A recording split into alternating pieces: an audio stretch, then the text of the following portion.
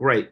So I'm thrilled to have my friend who I met at Exposure in Dubai not too long ago, where we had this incredible experience with all these photographers. It was just great. And we have Elisa Iannacone, who's going to present for us in this special week of covering what's going on in Ukraine. So, Elisa, it is all yours. Thank you so much, Frank. It's such a pleasure to be here. And I think this presentation is going to be a little bit unexpected because most of the images coming out of Ukraine are entirely photojournalistic in nature. And that's basically where I spent most of my career, was in documentary and photojournalism. But what I've started to develop, and I'm going to try to explain it as best I can, is a methodology that works with magical realism to tell human rights stories, including that of Ukraine. So this is an image of my last visit in November last year in Ukraine. And instead of going to the front line and things that I used to do when I was a bit younger, I decided to connect with artists and performers and dancers and try to create a campaign. And the campaign that I created was called Strong Enough. It was with a company in Hong Kong called Knit Up. We created a jumper with the words strong enough in Vyshyvanka patterns, which are the traditional Ukrainian patterns. And that jumper is basically for sale now to raise funds for an organization called First Aid of the Soul, which is focused on psychotherapy for Ukrainians online and on the ground. So before I run you through that and the finalized campaign, I'm just going to explain to you how I got to this methodology so that you understand it a little better. As is to be expected, I just wanted to give a bit of a trigger warning because this talk will contain images of war, conflict, and sexual violence and discussions of these topics. So for viewers to know if anyone needs to step out, that's absolutely fine. And this is just a little bit of background on myself. So believe it or not, this is before the war started in Ukraine last year. Obviously, this was 2019 and the war had already started with Russia. And I'll get into that in 2014 when they annexed the Crimea region. But this was Chernobyl, and I was living in Ukraine for a few months, and I was doing a report that eventually went into Newsweek, which was rather extensive on business and basically what the political situation was at the moment. And just for reference to what was going on in Ukraine back then, this looks like a war zone. This was the aftermath of the nuclear disaster in Chernobyl, and people could go visit this place. But I was just trying to learn as much as I could about the culture then and soak it up. And I had no idea what was going to come. I had a special opportunity to interview President Zelensky for the report that I put together. And just for context, I mean, this is someone that had a landslide victory of votes. He had 73% of votes. And he had actually managed to go from comedian and actor actually having a Netflix show, which we can all access now, where he was a common man that became president and eventually shot up parliament. And it's just one of those fascinating situations, kind of like when Arnold Schwarzenegger became involved in California politics, where people had just been following this person as a character, and it just became this massive victory. And what he really wanted to do, and what he told me, is that his goal was actually to radically transform Ukraine. So he wanted to have international investors come and see Ukraine as a safe haven. He wanted people to understand that technology and innovation in this country was just so advanced. And we have apps that we don't even realize that were developed by Ukrainian founders like WhatsApp and Grammarly and PayPal.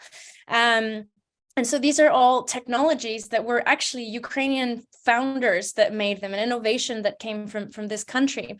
And he also, in the first 2.5 months of the election, he'd adopted over 80 new laws that were aimed at improving the investment climate. I had a chance to interview at that time the Prime Minister, Mr. Ancharuk, as well. And he was also talking about how important it was to change and transform judicial reform. They were also trying to make sure that they were destroying the old monopolies in gas and spirit production. They were trying to diminish corrupt corruption. They were trying to push out the old Russian oligarchy that was present in the country back then.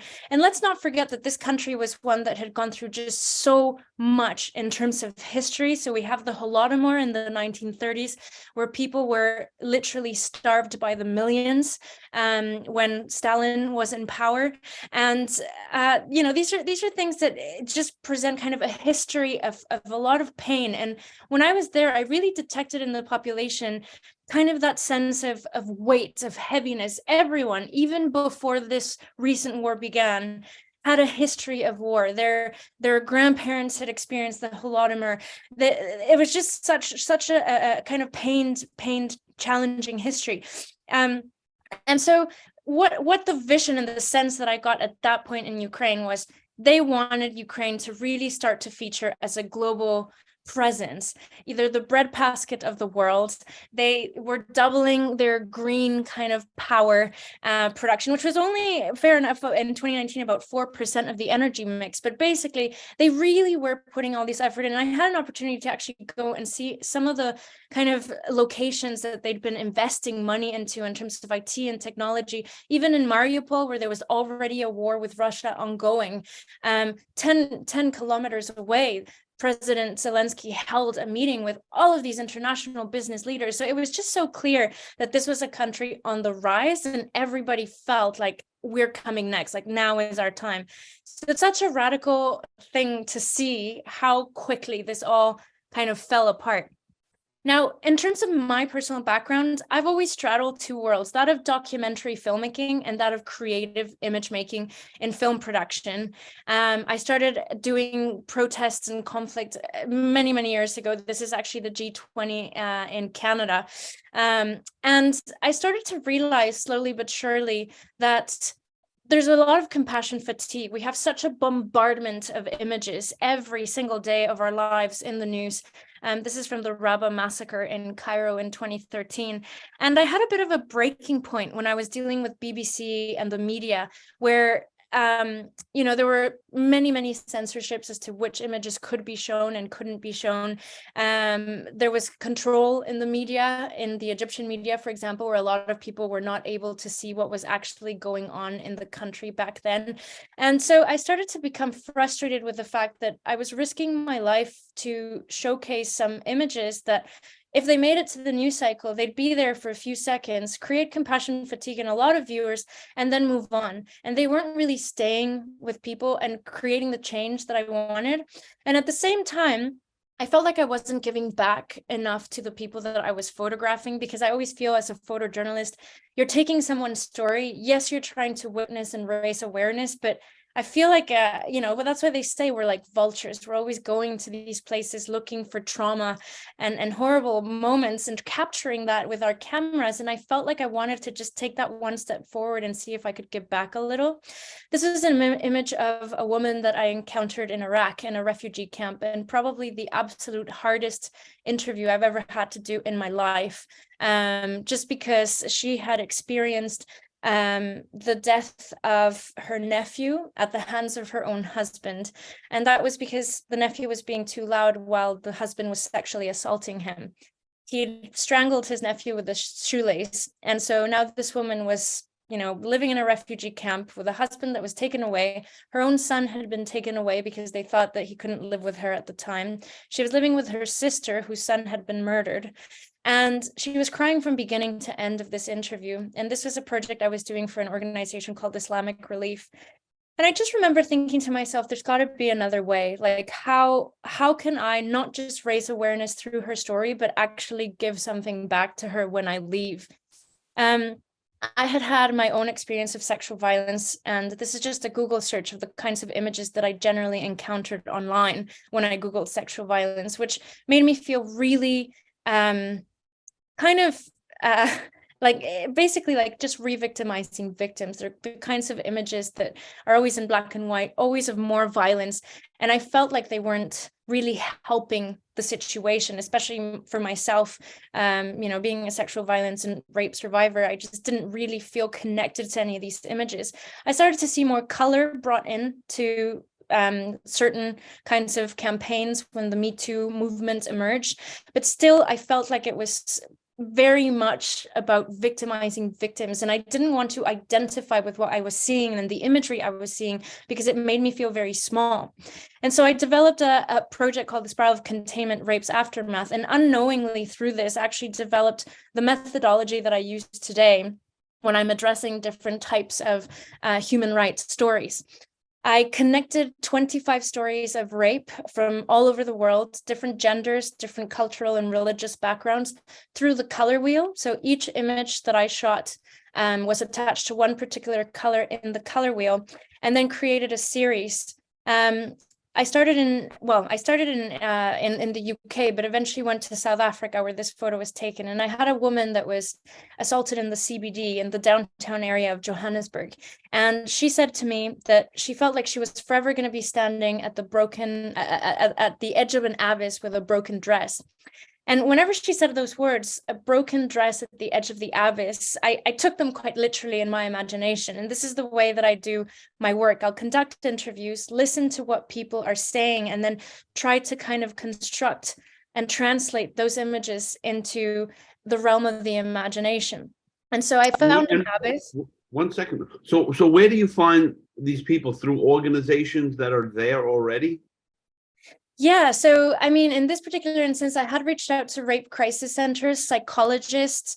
Those were like generally for this particular project, my way of doing it. For Ukraine, for example, I just connected. In that case, it was easier because I'd lived in the country before. So I connected to friends and I just said, you know, what kinds of people or artists do you know that I could connect with? And so each project's a little different, but I do try to leverage as much as I can on psychologists because this is a kind of therapeutic art and therapeutic expression, and I want to make sure that it's as safeguarded as possible.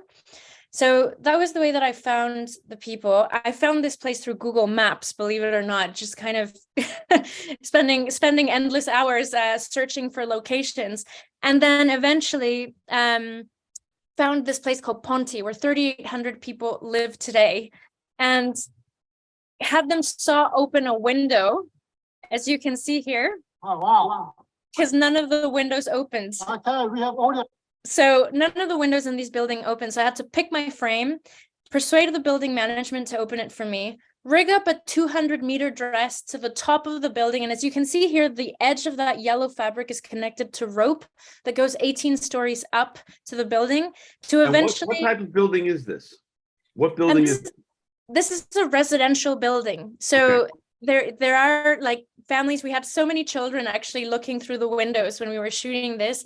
It was an old building that was created many years ago that was supposed to be for the rich, the very wealthy kind of people in South Africa. And then eventually it got gentrified, taken over for with crime and drugs and a lot of different things. And it's still in a bit of a rough neighborhood. But when I shot this, it had just been purchased by a European company that was trying to kind of revamp it and kind of take all that difficulty away. So you can see here another angle. And this is how we were moving all the pieces of the dress and eventually creating this. And so here you get a little bit of a sense of how I started what I did. I did a lot of art therapy to heal my own story of sexual violence. And I found it to be, as a creative person, probably the one thing that got my life back on track and the one reason that I think I can do what I do. So I'm incredibly grateful. The reason that I showcase this process and this image is because when I spoke to this woman, we went in to shoot a photograph about her being broken at the edge of an abyss. And when we walked out, she asked me if we could call this image the kingdom, because she said, I felt like when I was moving all those broken pieces of fabric, I was commanding all that brokenness back into my life, and I was the queen of my kingdom. Many years later, we have spoken recently, actually last year, and she told me that she felt like this is the moment that she went from victim to survivor. And so for me, I go, compared to all that photojournalistic work that I did before, the woman in Iraq, the photos from Cairo, Canada, etc., I just kind of felt like this is still raising awareness. This is still something that makes audiences curious. There's no compassion fatigue per se in terms of the image. There might be in terms of the story, but the image, no. And so I just started developing this further. And as I mentioned, for this particular project, worked with 25 survivors, male and female. This was an image that I created of a man that was abused by his mother from the ages of 5 to 12 that he remembers, and eventually raped at 13 by a woman. And, when he started talking to me, the color blue is very important to him. There was a strong memory in a bathroom that had blue. And I started exploring wallpapers and, what could we do with a wallpaper to make it this color? So it's all about translating. When he said this shadow would come into my room, and I would feel like something that wasn't great was going to happen, but I thought it was just normal. So this image was called Normal. So I'm not going to run you through every single one, but these are just some behind the scenes of the construction of some of these images. And you can see how this is a different approach to tackling human rights and sexual violence. So wait a second. Oh, you have to give us a little bit of detail on some of these. You can't. Okay, well, I'm trying to get to the Ukraine bit, but no, okay, it's fine. So this is an image of a woman from the Xhosa tribe in South Africa. You can see here the merging of cultures where I bring my own cultural background. I'm Mexican, even though I sound North American, but I was born and raised in Mexico. She said to me she was dragged through a graveyard by her uncle and assaulted multiple times, one of them by water, and she remembered that sense of listening to the water. And so she said, but somehow I managed to stay afloat. And so we called this photo Staying Afloat. I obviously, tried to kind of create this environment of being by water, being in a graveyard. We brought in our own tombstones.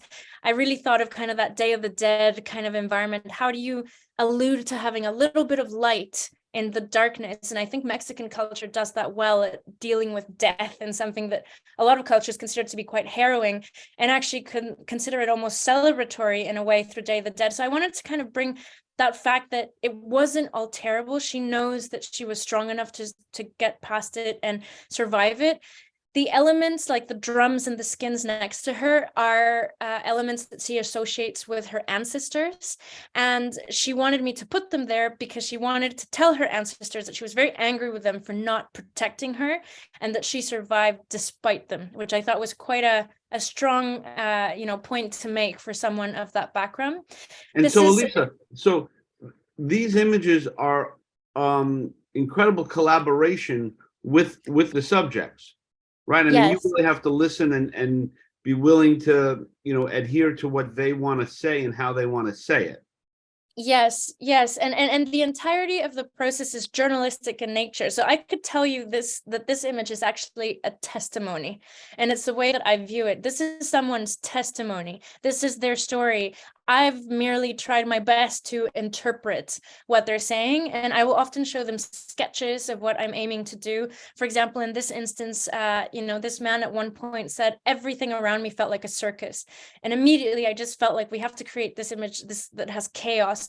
He made friends with a guy that had a red classic convertible car. It was his first time out at a gay bar, and he ended up in his house, and he said there were drugs and there was alcohol, and eventually he was put to bed, and he woke up to this man assaulting him in the middle of the night. And he remembered that there was a bird that kept speaking. So it was actually a parrot, but I found him a cow. So there's a little bit of creative leeway here, creative license. But basically, this is how we translated that. And I won't actually shoot anything until we're kind of on the same page. I don't want to take someone's story and say, this is how I view it. It's, am I interpreting this right for you? As best I can. This is a woman that won an Olympic medal for the UK. She's originally from the Caribbean. And I said, how did you win? And she said, I ran as fast as I could, as far as I could from home, and set it all alight. And the laundry on the side is because she was always constantly washing. She felt she was dirty after this happened. This one's called Mannequin. And you're doing all the production on these. I am. I'm always calling on people in the places that I'm at, but yeah, it's basically just me spending endless amounts of time painting and building things for sets, like those string lights that you see in the pillars, and even the arrow in the background, and that swirly thing in the background. I mean, those are all just painted in my apartment for weeks before. Even the Shay Long in the front, you know, was spray painted gold from an eBay purchase, and then just threw some fabric on top of it to make it red, because it was originally definitely not red. And this one, I think it's the last one I'm showing from this project, is called Mannequin, and it was a perfect reconstruction from her memory of where these assaults used to happen in childhood with her grandfather, down to the color of the sheets, where he used to put his shoes. And she said she put it all in a drawer and just wanted to forget that it even existed, but she felt like she was treated like a mannequin, and she wanted to have lots of children mannequins around as well, to allude to the fact that childhood abuse is so prevalent around the world. And this was shot in the UK. So anyways, you get a sense of this. I'm running through these to get to Ukraine, but basically this can be applied to anything. So this was regarding the war in Cameroon. And, you know, when you're trying to look for anonymous photos, people tend to just silhouette. It's a very traditional documentary methodology. I try to look for ways to tell a story through textiles. So here you have people that need to remain anonymous, but they've been displaced from their country. So they're wearing traditional Cameroonian attire set against South African shway fabric to allude to that displacement through textiles.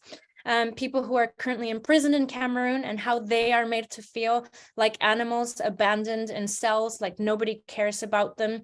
And how did I took that and interpreted it with Cameroonian refugees in South Africa at an old apartheid prison. And how you can do this with children that have chronic illness, right? Where does their mind go when they're stuck in hospital? Some of them want to fly away. Some of them want to be designers and go to the Met Gala. Some of them wish that their bed would turn into a Formula One car. So when I took this to Ukraine, finally getting to the point, this was last time I was in Ukraine. So this is last year. And this is what I could see when it was completely pitch dark. I just set my camera on a very, very long exposure where I was staying in Kiev. And that was kind of what the camera could see that my eyes could not.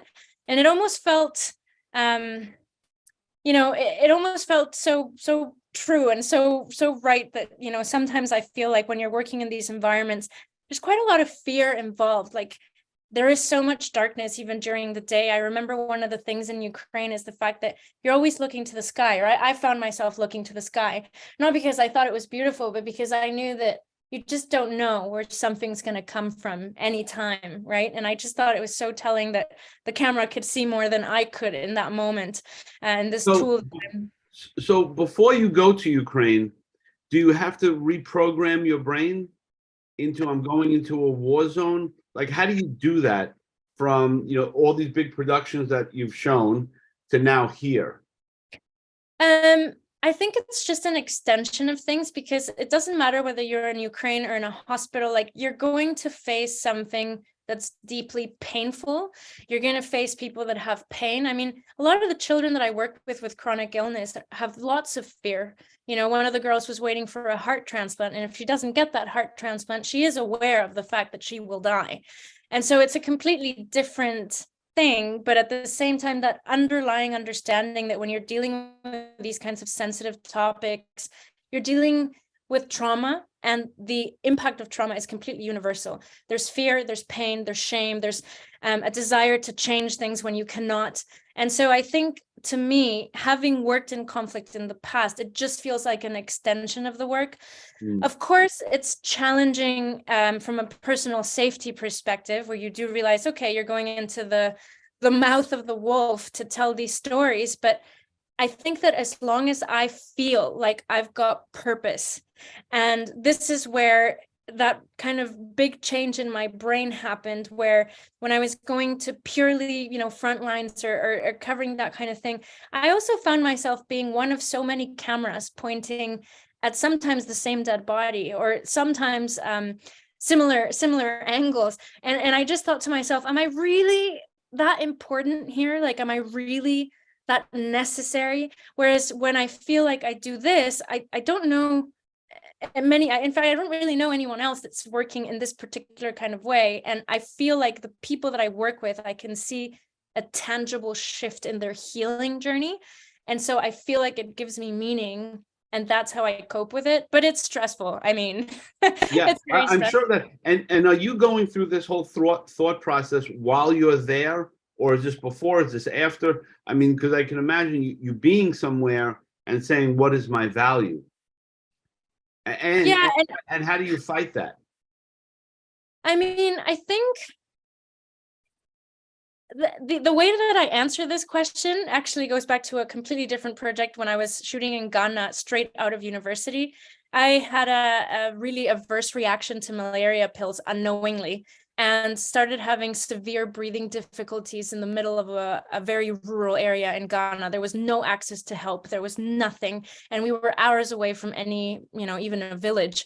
And I actually genuinely thought I was going to die. Like it's one of the few times in my life that I 100% thought this is where I'm staying. And the one thing I realized back then was that I had no panic. I wished I could speak to my parents and my family again, but I was so okay with it. I was so okay with it that afterwards I actually had to kind of digest what had happened for years, even just to understand, do I have no value in my life? Do I have no meaning? But I just kind of thought there was also a beauty in accepting I'm doing what I love. If I had come to an end there, or a few other times when I've had dicey situations, like I'm okay with that. Like I'm doing what I love. I believe in it. And I've just had the privilege to be able to pursue it. Most people don't have that privilege. So I feel like I live a very privileged life. I'm grateful for it. And I understand I'm also very small, and when you think of the whole of the universe, I'm nothing. Like we're each such minute specks, right? I think as long as you try your best to put something good in, whenever, it's very Mexican to say, but si te toca, te toca. If it's your turn, it's your turn. You could be crossing your road in England and you could be struck by lightning or whatever. Like, I It's just, your turn. It's your turn. Okay. yeah. You're right. Of course, you're right. And that's not to underline that there is fear and anxiety, and there is looking up at the sky and just wondering, are we going to be okay for the next few hours that we're shooting this, or are we not? Mm. Those questions are there. You just gotta, I meditate and breathe. Like, There you go. Okay. and we're good. So anyways, coming back to Ukraine, I decided to create this campaign, and to put it together, I was assisted by a wonderful, initially it was going to be this woman that was going to be translating for me. And she had a kid, and she said, do you mind if I bring my daughter with us while we're working? And I said, okay, but don't you think it's going to be quite tough for her? And I remember her responding to me, she lives in war. She is a child of war. And I just remember, as we were shooting the campaign, every so often just taking photos of this beautiful kid. Imagine going to all these destroyed areas, and she is standing in front of a burnt car, but you could still just remember just how, just because war has come to find you didn't mean that these people did not still have reasons to laugh and smile. And you could see that in this child. She was playing with this toy called Mouse. It is a mouse and it is called Mouse. She named it, and it brought so much light to an otherwise very harrowing kind of day, I found. These were some of the people that I worked with for the campaign. You can see the jumper there, Strong Enough. And basically what we did is we just had different people from different walks of life kind of wear this jumper and tell us about how they were feeling. The name for the campaign actually emerged when I was in Romania, and I was having a walk with a Ukrainian friend, and she was telling me how she'd lost her house with the war, and she'd lost friends, and she just had all these horrible effects on her body, and she was going to hospital a lot. And she said to me, but it's okay, I'm strong enough. And I just went back to thinking about when I was working in Ukraine in 2019, and just speaking to all these people that had been through hell already, and they were just ready to prove to the world that they were so strong in business and agriculture and IT and whatever. And here you had people facing war, and they were still saying, we can deal with this, like we can do this. And they had fear. Of course there was fear, and they carried immense pain. But what I always found so fascinating about Ukraine was the resilience that you see in the people in this war. I have not encountered that. And the way that they come together, and I saw them just unite, complete strangers, I just thought was really fascinating, and also kind of almost like an ode to what humanity can be like under moments of strife, because there are many other wars and many other situations where, you know, people are in for themselves, they turn against each other. And that's not to say that that doesn't happen as well, but as a whole, overarchingly, I just see this unity. And so that's why, you know, we use these Vyshyvanka patterns for the words. These are patterns that you find in traditional kind of attire in Ukraine. And we just obviously used it for Western, the Western alphabet, the not Cyrillic, so that, you know, people could also understand it in this side of the world.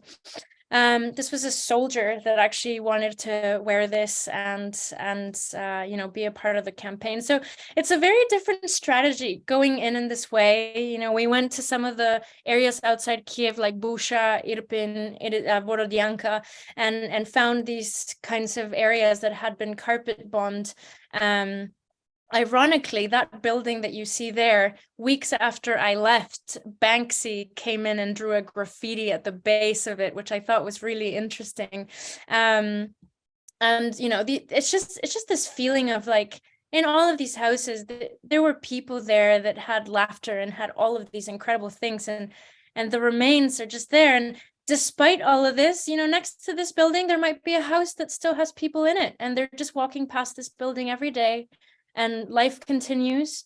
This is just a drone shot that I took of the building while I was there. Let me just take the volume off just in case. And you know what, you're talking about fear. I remember feeling fear when I was shooting this.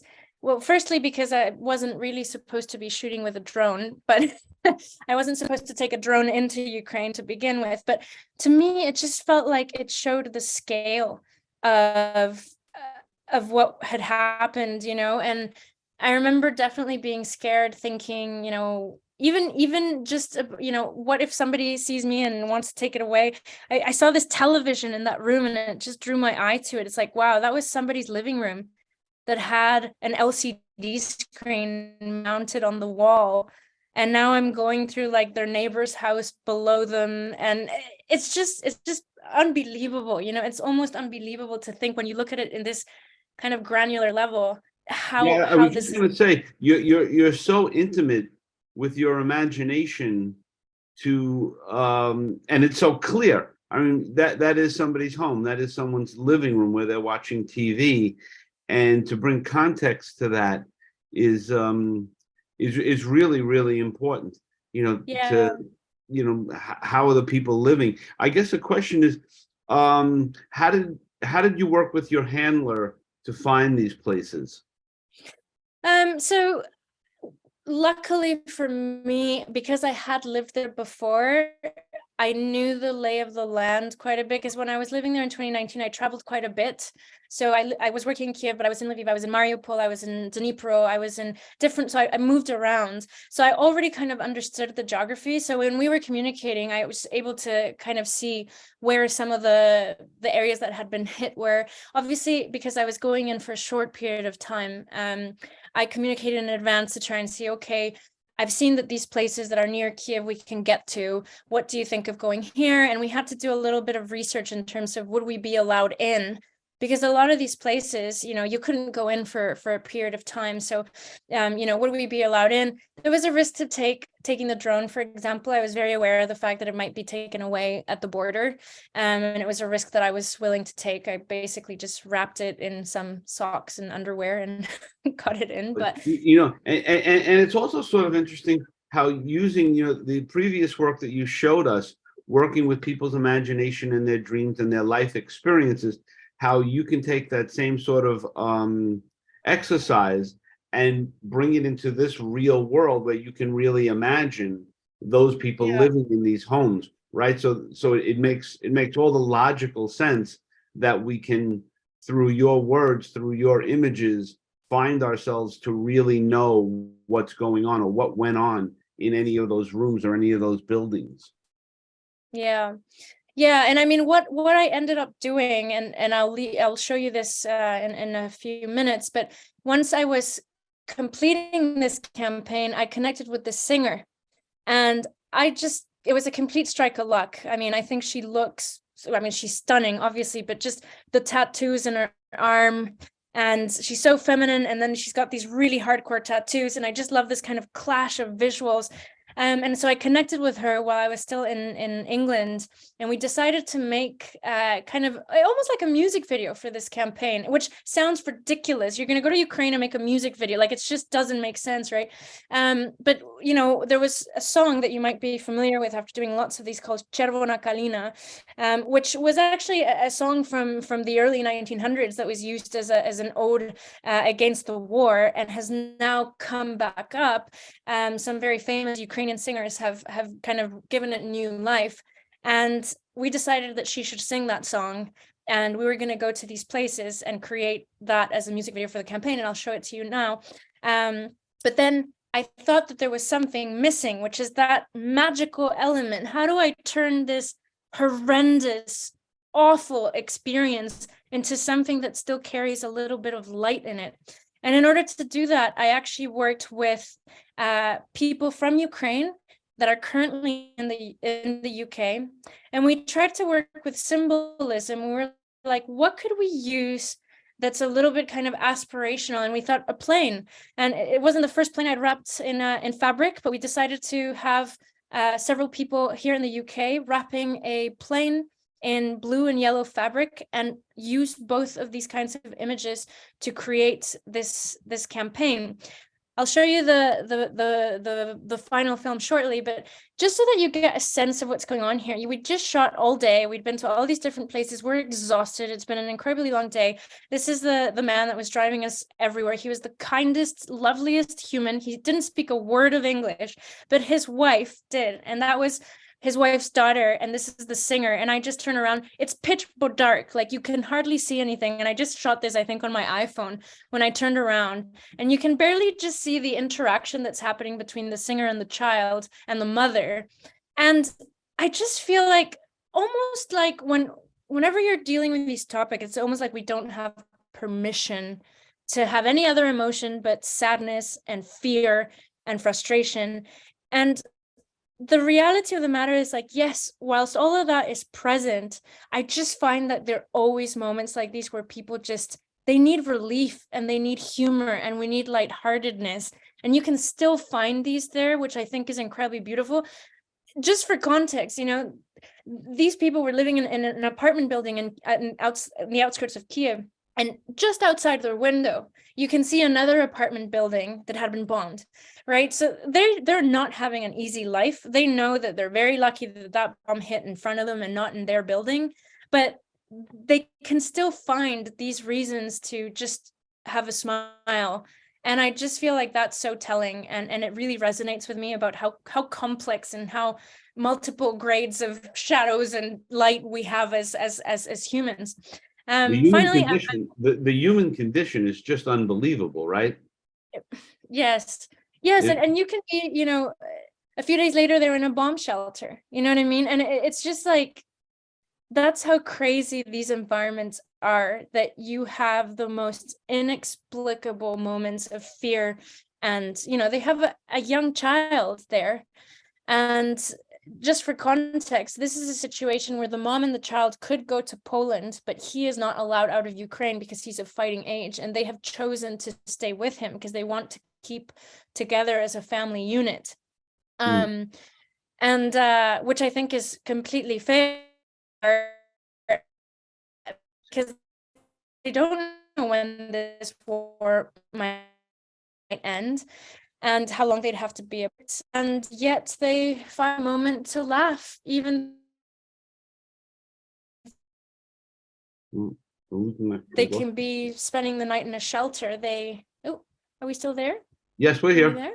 Oh, Yeah. are we good? Okay, Yes. cool.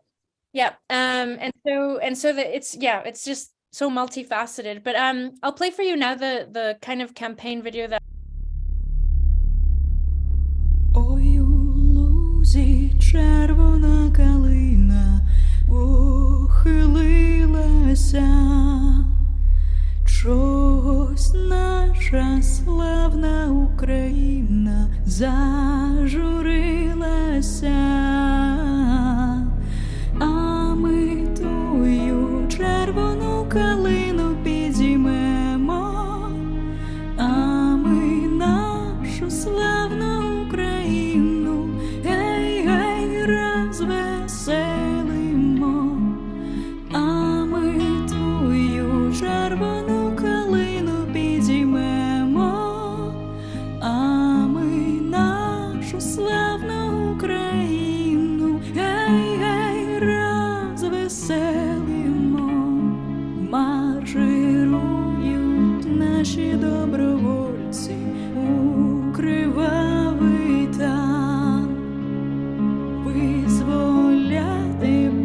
братів українців з ворожих кайдан,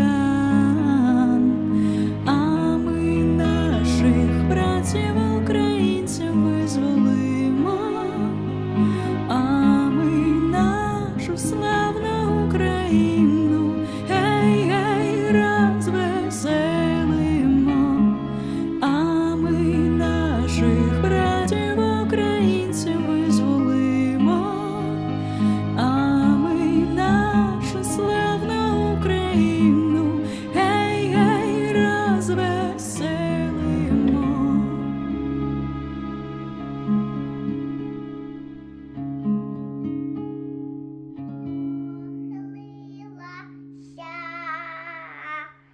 А ми тую червону калину підіймемо, а ми нашу славну Україну, гей, гей, йос веселимо. Oh, okay. So, that was really, it's always interesting seeing it the second time around as a viewer. But yeah, she was really terrific, and it was, yeah, it was, I enjoyed that again very, very much. So we could open it up to any type of conversation. Anyone has any thoughts? We have the full presentation without all the hiccups will be up, I guess, by Wednesday or Thursday. So sorry about that, but we jumped quickly from Seth not being able to make it. But just to, so everyone knows, tomorrow we have Paula Bronstein, who's going to be presenting, and she's great. Seth will be in on Wednesday now. Mike Eddington, he's the editor of a new book that is coming out, or that is out, called Relentless Courage, which is really a terrific book. A whole bunch of photojournalists have put work in there, so that's really great. So we have the rest of the week is all scheduled, unless something happens, and probably something will. But we're all set up for the rest of the week. And like I said, if anyone wants to stick around, we can chat. And everyone's mic is open now. So I thought she was really good, really good. She was excellent. Yeah. So just bringing a different perspective to it, Sandy. Yes, completely different. So and- it's a sort of a double-edged sword. I mean, it's showing the joy of the little girl, for example. Yeah. But in a way, that just makes the sadness so much more sad. It's, and I guess like with that whole series that she had, in the hospitals, all these young people, kids, are going to be able to speak about what it was like, what it is like, and can she create these magical moments for the kids' imagination, like that airplane thing. I mean, that had to be. I mean, somebody had to say, "What the hell's going on?" How You don't know what the plane did. Yeah, I mean, and I really admire, people who can talk. That's always the thing about photographers. They have this way of, making you believe in what they believe, and that's really an art form in itself. It's not an easy thing to do, to get people to buy into what you're doing. But if you shed enough skin, the other person believes, and that's really a it's to her credit. And to all those people involved, that they bought into that. So, you're right, John. I mean, It comes across very authentic. So you have to, you can't not buy into it, like and she's tiny. I mean, oh, really? Is tiny. I mean, if she's 5 feet, that's a stretch. Oh my God.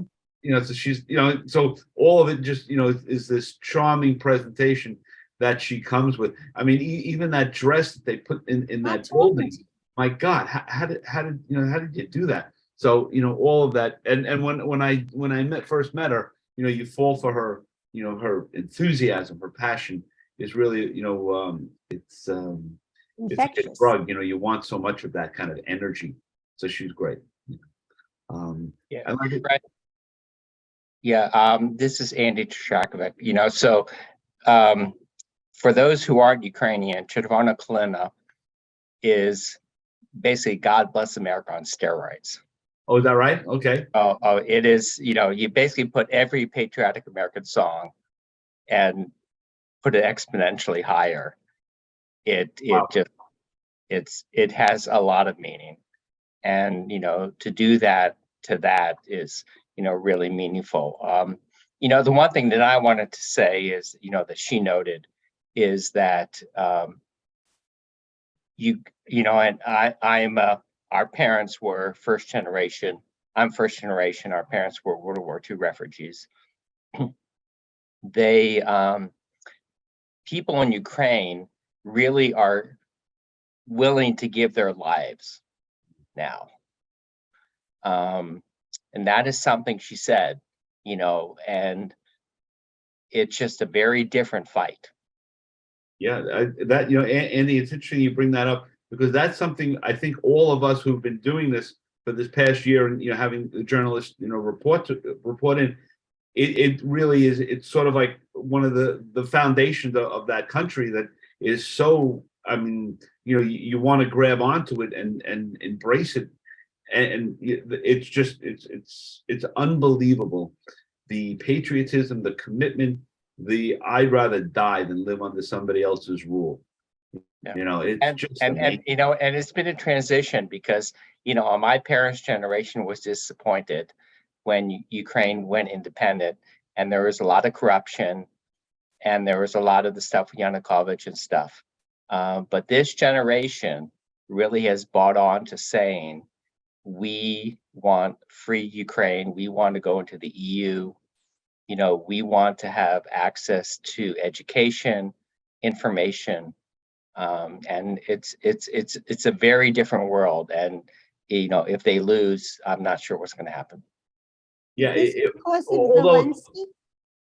Yeah. Sorry. No. Zelensky bought it. Zelensky. It's interesting because from the diaspora, like my generation in the U.S., I'm 65. We were very not sure about Zelensky. But it's this generation who has been able to go.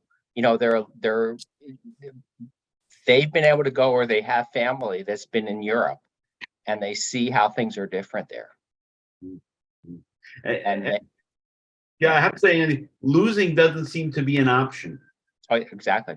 That I mean, there is, I mean, like she said, and like everyone's been saying, like that is just it just won't happen. I mean, until the last person standing, right? I mean, that's that's something that really just shines through.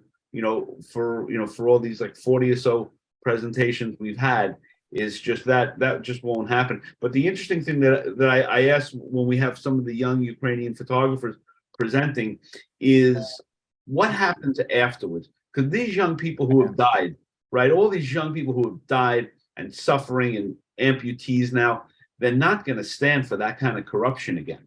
I know. That's right. That really is like, what's going to who is what is going to be the force that we will not go backwards, where we have this world we lived in where everything was corrupt. It's just that has to end.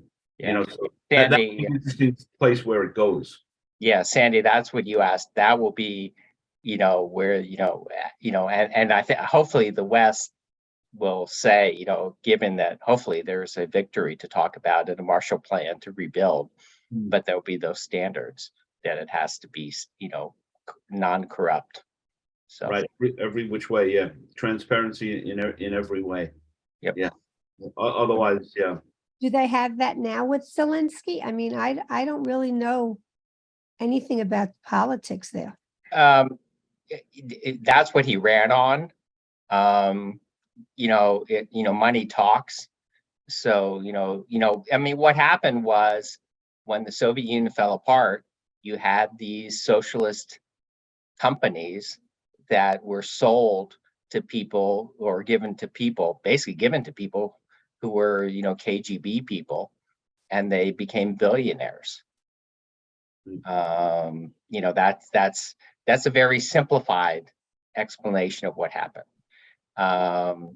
So there a lot of the oligarchs are some are corrupt, some are not corrupt, some are trying to change. Zelensky has, you know, said he's going to change things, but you know, it's and things are much better now. I don't want to be. I want to make sure, you know, I'm not like raining on the parade here. No. But you have to have that honest conversation. Exactly. Right? And I think what the UN and what the Republicans are saying and Marjorie Taylor Greene are saying is, you know, ridiculous. Well, But she's there- more, Yeah, but there is a lot of oversight on where money is going and what's happening. But there's going to have to be a Marshall Plan to rebuild things, and there's going to be oversight on that.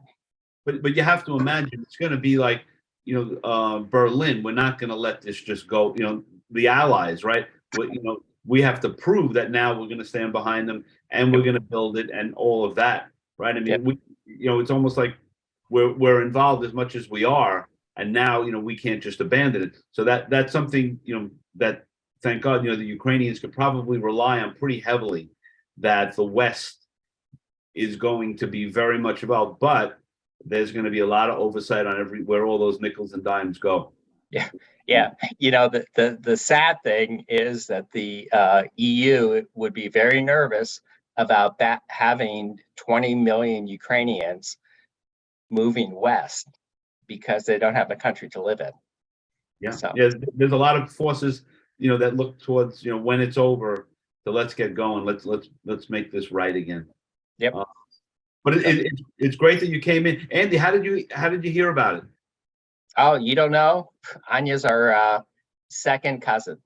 Oh, that's too bad. My sympathies. That's Anya's the greatest, and Mary, they're always in. So I saw your last name, but so you're one of them. That's good. What? Yeah, we all anyone with that last name is one of them. So Right. Thank God for that. That's great. Well, I hope to see you the rest of the week, and again, I thank everyone for coming in, and the rest of the week is going to be spectacular. Some really terrific photographers, and Paula tomorrow night is gonna be wonderful. So thank you, everyone. We'll see everyone tomorrow. Again, I apologize for the little hiccup in the beginning of the show, but you know, that's the life of a journalist. And we will see everyone tomorrow.